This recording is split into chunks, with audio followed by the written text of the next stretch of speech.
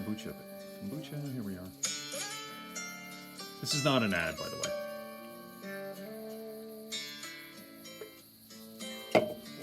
Just want to tell you I love this kombucha, though.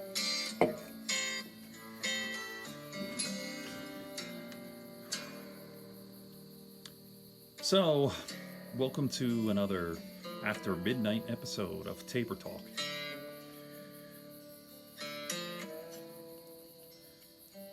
Short discussion about the world of MMA. So I have this really mellow Michael Hedges theme music to Taper Talk, and I'm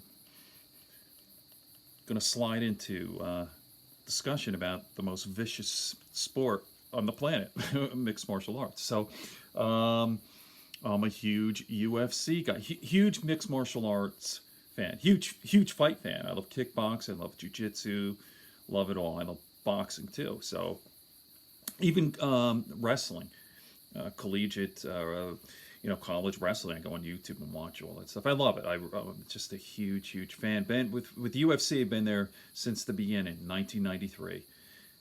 With Royce Gracie and the whole thing, UFC 1, and I've watched just about every single one of them. And I have Fight Pass, so all the fights are available. Fight Pass, I got the Pride and everything. It's just, if you don't have Fight Pass, it's just, what a bargain. $9.99 a month. You can watch, I think they're like in the library, like 36,000 fights, MMA, everything. So anyway, this is a good time to be a fight fan. I think it's the most exciting time ever, and I don't think I'm overstating that.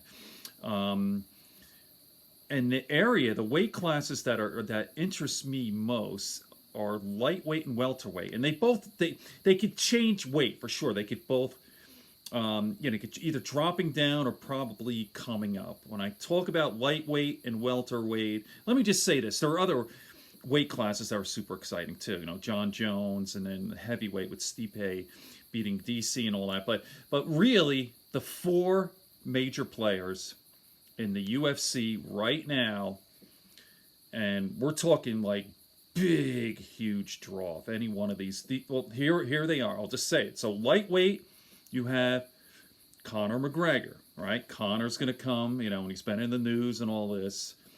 Big time, obviously, goes without saying. Conor McGregor, and then Khabib, lightweight 155, and then 170, of course, Nate Diaz and Jorge Masvidal.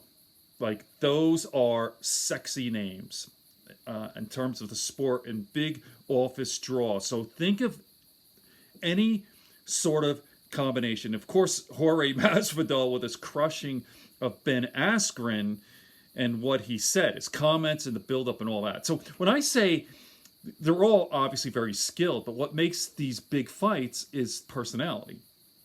And the controversy and the build-up. Conor McGregor's a fucking wild man, fucking punching old men, and Jorge Masvidal, and what he said about Ben Askren, like if he sees him at Price Chopper, he's gonna fuck him up. Like, I mean, and what he did, just a savage beating. He goes, if you want violence, I'm your man, and all that. I mean, Jorge is a character, man. He's a fucking killer.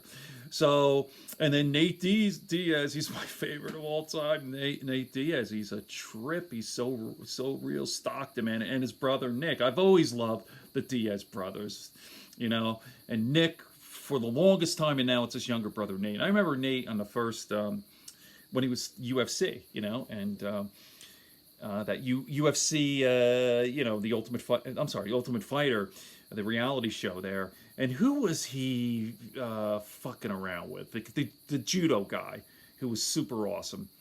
It doesn't matter. But Nate is a trip. And try to think of these fights now. So you have, like, the talk is Jorge Masvidal and Nate Diaz. Like, can you imagine the build up for that? Like, two real street fighting, and then, or Conor, like, I don't think the Khabib-Conor fight is too much. Khabib already beat him, but Conor fighting Conor and Masvidal, like, can you imagine that? Or or Nate and Khabib, any combination of those four, we're talking like the biggest pay-per-view, biggest draw, biggest sell ever. 100%. I'd love to hear what people think. Like, what's the best matchup? Would it be Khabib and Nate Diaz, or would it be Masvidal and Connor, Masvidal and Nate? Okay.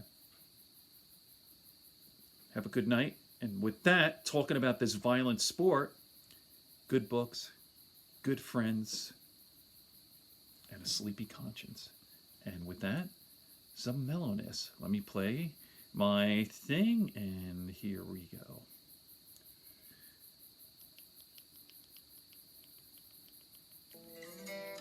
So mellow. You think it's apropos? Have a great night.